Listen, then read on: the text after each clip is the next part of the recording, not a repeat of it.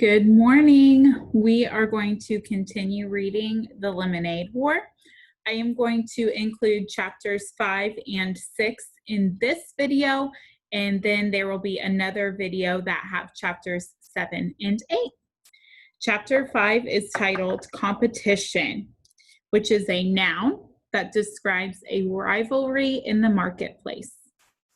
Dinner that night at the Treskys was quiet, so the explosion that followed seemed especially loud. It was Jesse's turn to clear and scrape the dishes, Evan's turn to wash and stack. Evan looked at the pile of dirty dishes on his left. Jessie was ahead. She was always ahead when it was her turn to clear, but tonight it felt like she was taunting him. To Evan, every plate scraping sounded like, "Can't keep up, can't keep up." Evan was scrubbing the casserole pan when Jessie stacked the last dirty dish by his elbow. Then she stuck her hands under the faucet to rinse without even saying, "Excuse me," and shook her hands practically right in Evan's face and said, "So how much money did you make?" That was it. He couldn't hold it in any longer. "Why'd you do it, huh? Why'd you have to ruin the one thing I had going?" For a second, Evan wasn't sure if he meant the lemonade stand or Megan Moriarty. In a mixed-up way, he meant both. And there was no way he was going to tell Jessie that after paying back his mother for the 4 cans of lemonade, 1 can of grape juice, and 1 bottle of ginger ale, she'd been pretty irritated when she came down from the office and there wasn't a single cold drink in the house. He had walked away with $2.11. On top of that, he was pretty sure Scott had kept the $5 bill they'd earned. Well, what was Evan supposed to do? Ask Scott to turn his pockets inside out? Evan hadn't kept track of the sales, so he couldn't be sure. "Why'd I do it? Why'd you do it? Why'd you invite that jerk over for a lemonade stand?" shouted Jessie. "And how come you wouldn't let me play? You're the one who was mean." "You're such a show-off," said Evan.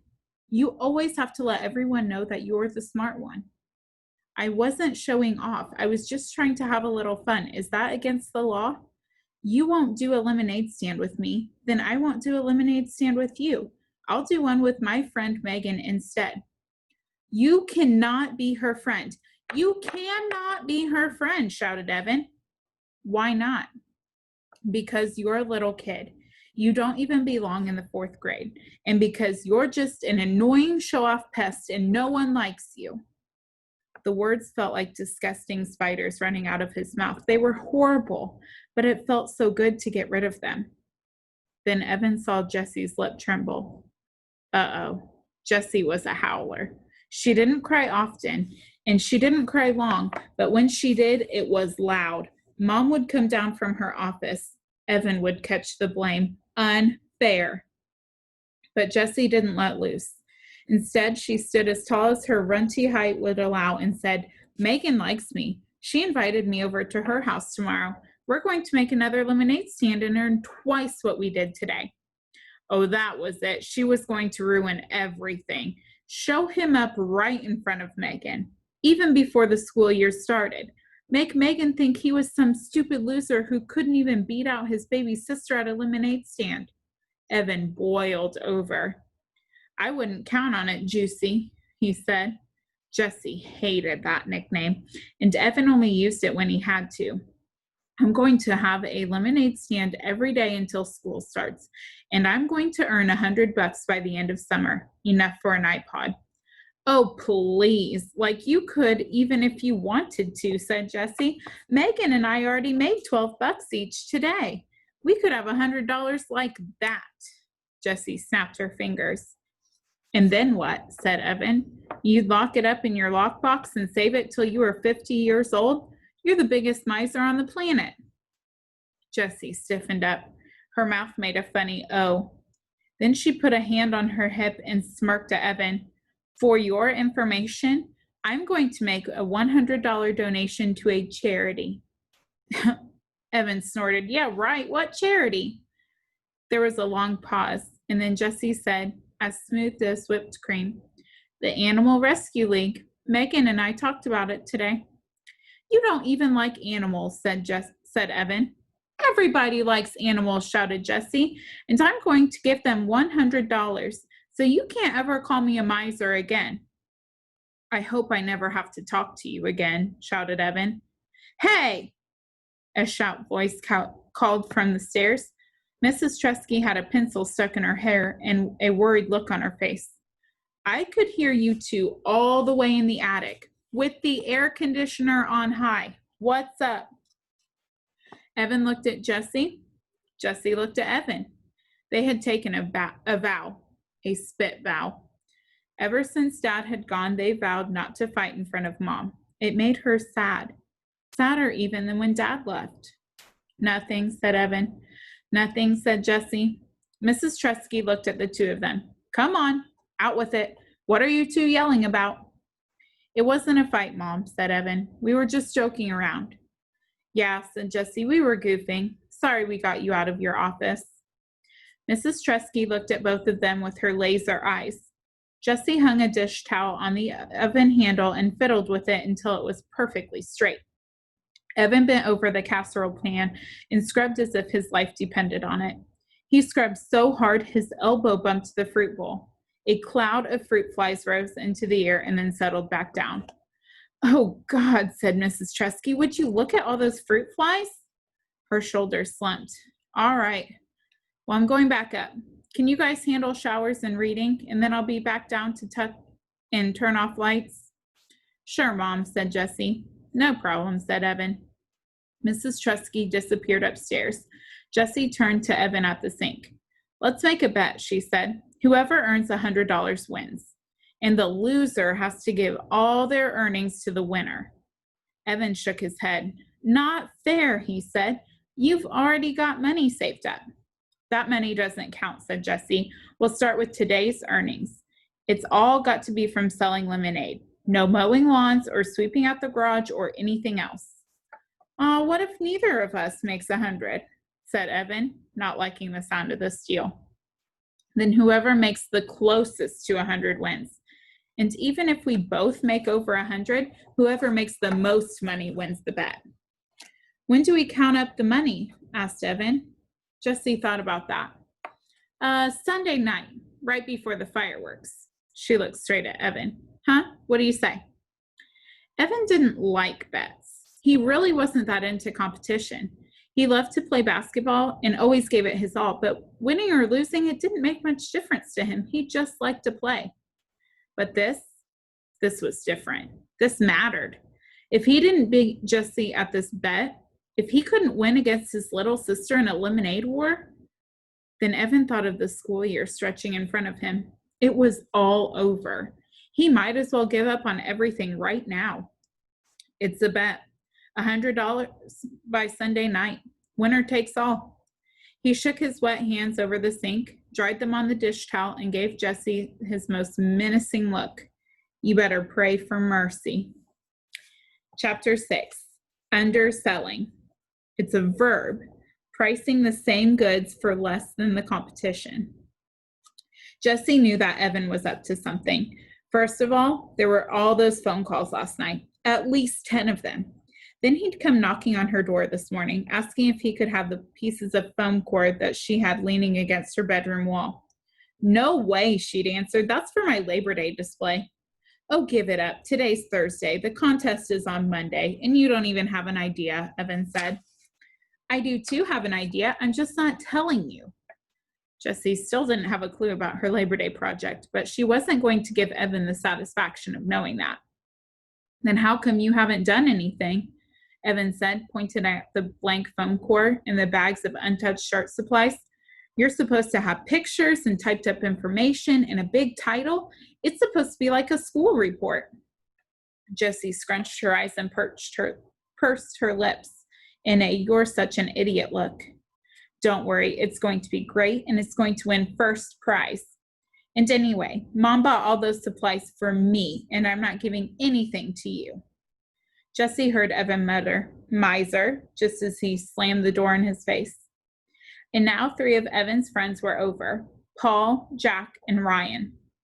And all 3 had shown up with paper bags, and they were all in the garage making a lot of noise with a big "Keep Out" sign taped to the door. Not that Jessie would have gone in there anyway. Who cares what a bunch of boys are doing? But she wished Megan had invited her to come over before lunch instead of after. Jessie went into the kitchen to make a turkey sandwich. The boys had left a slimy mess of peanut butter, Doritos, and yes, sticky puddles of lemonade mix. Jessie quickly looked in the trash can under the sink. There were 12 empty cans of frozen lemonade mix. 12! That was 96 cups worth of lemonade. 96 possible sales. Holy cow! Where had Evan gotten the lemonade? He hadn't gone to the store, and he didn't have any money anyway. Then Jessie remembered the paper bags that Paul, Ryan, and Jack had carried in. She bet the boys had raided their freezers and brought over a stash. That didn't seem fair. She and Megan had to buy their lemonade today using the money they'd made yesterday.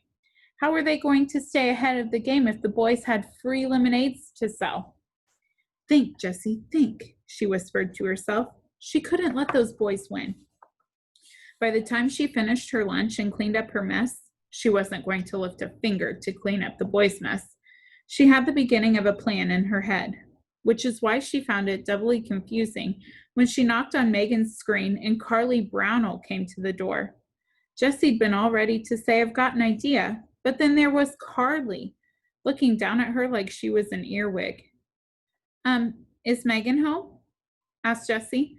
Carly didn't open the screen door as she looked left and right behind Jessie. Where's Evan? Huh? Said Jessie. Megan came running down the stairs carrying bottles of nail polish. Oh, hi, Jessie, she said, opening the door. She poked her head out and looked around. Where's Evan? He's at home. Why? Asked Jessie. Carly made a noise like a snorting hippopotamus. I thought you said he was coming, said Megan. No, I didn't, said Jessie. You said it would be fun to make a lemonade stand with all three of us. And I said, yeah, that would be fun. So he didn't want to? Asked Megan. I never asked him, said Jessie. Oh, I thought you were going to, said Megan. Then you should have said, hey, Jessie, ask Evan if he wants to make a lemonade stand tomorrow. And then I would have asked him. This was exactly what drove Jessie crazy about girls. They always said things halfway and then expected you to get the other half. And Jessie never got the other half. Carly gave Megan a look. Jessie wasn't positive what the look meant, but she was pretty sure it wasn't a nice one. That was the other thing that Jessie hated about girls. They were always giving looks that contained all kinds of strange and complicated messages.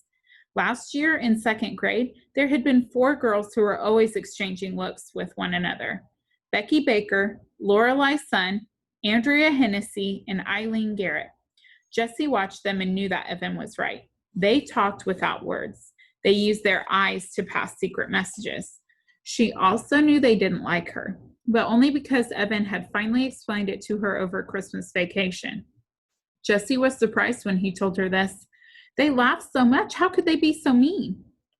They were the 4 who started the club, the Wild Hot Jelly Beans Club, or as they called it, the WHJ Club. Becky was president, and she was always telling the others what to do. They made signs and paper buttons and membership cards. The teacher, Mrs. Soren, usually didn't allow clubs in the classroom, but she made an exception, telling the girls, I'll let you wear your buttons in class, but only if you let all the other kids join, if they want to. By the end of the day, every kid in class was wearing a WHJ button, even Jessie, who'd never belonged to a club before. It had seemed like Becky was being so nice to her. That should have been your first clue, Evan told Jessie later. Becky made extra buttons for Jessie and even helped tape them all over her shirt.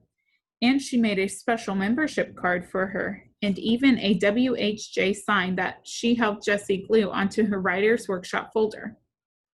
Jessie remembered all the girls laughing and Jessie laughing too, and all those strange looks that Becky and Lorelei and Andrea and Eileen kept flashing back and forth like secret notes passed in class that Jessie could never read.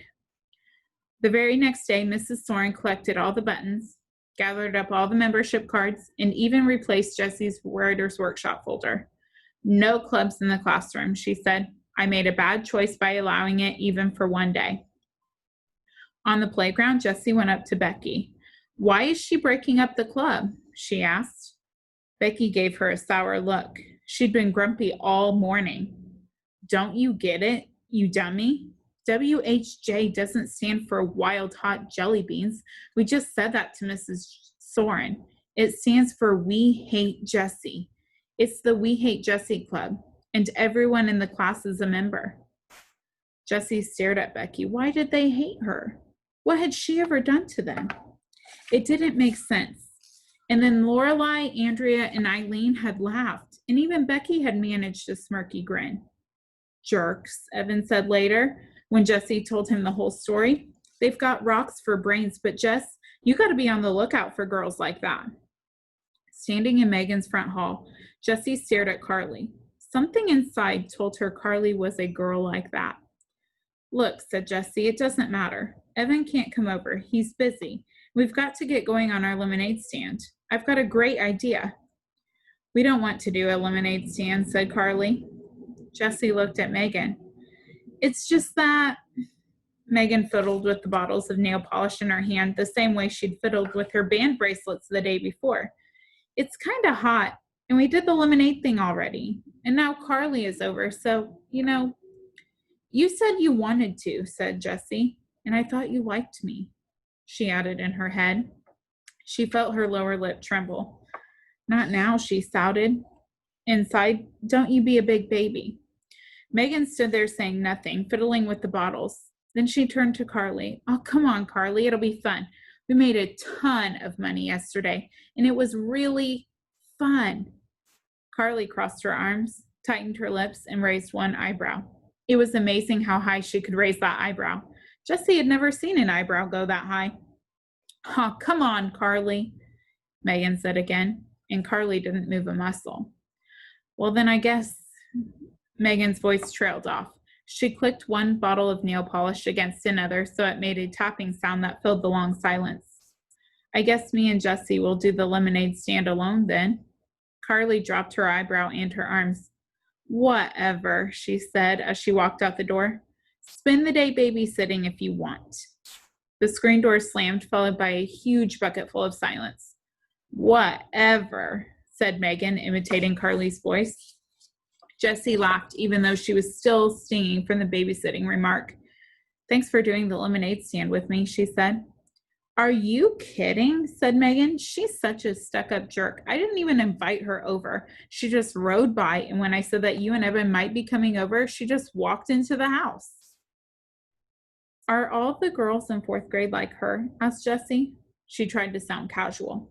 Some are, some aren't, said Megan. She sat down on the stairs with an open bottle of sky blue nail polish. With quick, expert strokes, she started painting her toenails. Hey, that's right. You're going to be in our class this year. That's so weird, jumping a grade. A lot of people skip a grade, said Jessie. Really? I never met one before. Here, do your toes green, and then we'll be coordinated. Jessie ended up getting more polish on her toes than on her toenails. But by the time they were done, Jessie had explained her plan for the day, value added. See, she said, pulling up 10 bright ideas to light up your sails from the back pocket of her shorts. She turned to bright idea number 2 and pointed with her finger. Something extra, such as a special feature or attractive packaging added by a company to a product that makes the product more desirable in the marketplace. That means we give customers something extra they didn't expect, explained Jessie. I mean, anyone can go home and mix up their own batch of lemonade, right? So if we want them to buy from us, we've got to give them something extra. We add value. Great, said Megan. What are we going to add? Well, how about chips and maybe pretzels? Everyone likes chips and pretzels. We'll just have a bowl on the table, and anybody who buys lemonade can have some free snacks. So we're adding value. Snacks. Yeah, except Jessie had stayed up late last night reading her mom's booklet. You know what we're really adding? Fun. That's one thing people can't get all by themselves. It looks like we're selling lemonade and snacks, but we're really selling fun, and everyone wants fun. Wow, said Megan, that's really smart. It'll be like a party. Who doesn't like a party? Jessie nodded her head. She carefully tore out the definition of value added from her booklet and put it in her lockbox. Her mother always said, Some ideas are like money in the bank. An hour later, they were all set up. The lemonade stand was newly decorated with streamers and balloons. There were 3 bowls of snacks. Cheetos, potato chips, and pretzels were set on top. Jessie had lugged Megan's boombox all the way downstairs, and Megan was doing the DJ thing with her CD collection. It looked like a party had somehow sprung up right in the middle of the hot concrete sidewalk. To anyone passing by, the lemonade stand shouted, "Come over here, this is where the fun is." As soon as the music had come on, customers had started drifting over. One of the moms across the street set up a sprinkler in her front yard, and soon all the kids in the neighborhood were running through the sprinkler and grabbing handfuls of Cheetos. 2 women walked their dogs, stopped for a nibble, and ended up staying an hour. And 3 or 4 of the neighborhood mothers set up lawn chairs nearby and talked and ate pretzels while their kids ran through the water. But Jessie noticed a funny thing. Even though there was an endless buzz of activity around the stand and the chips were flying out of the bowls faster than Megan could restock them, they weren't selling much lemonade. "Hey, Jordan," said Jessie as a 4-year-old boy ran by in a bathing suit, "don't you want a cup of lemonade?" Jordan dive-bombed the pretzel bowl and came up with a fistful. "I already had too much. 4 glasses." And off he ran. "4 glasses?" said Jessie to Megan. "He didn't buy any. Mrs. Duran, don't you want a cup of lemonade?" "Sorry, Jessie, I have to pass," said Mrs. Duran. "I had 2 already, and I'm trying to cut down on sugary drinks." "Where's everybody drinking so much lemonade?" wondered Jessie. She looked down the road. "Oh, wait a minute. Megan, hold down the fort," said Jessie. "I'll be right back." "Sure thing," said Megan, dancing to the music. This lemonade stand was the greatest idea. It's like a birthday for the whole neighborhood. Jessie headed down the road. As she rounded the bend, she prepared for the worst.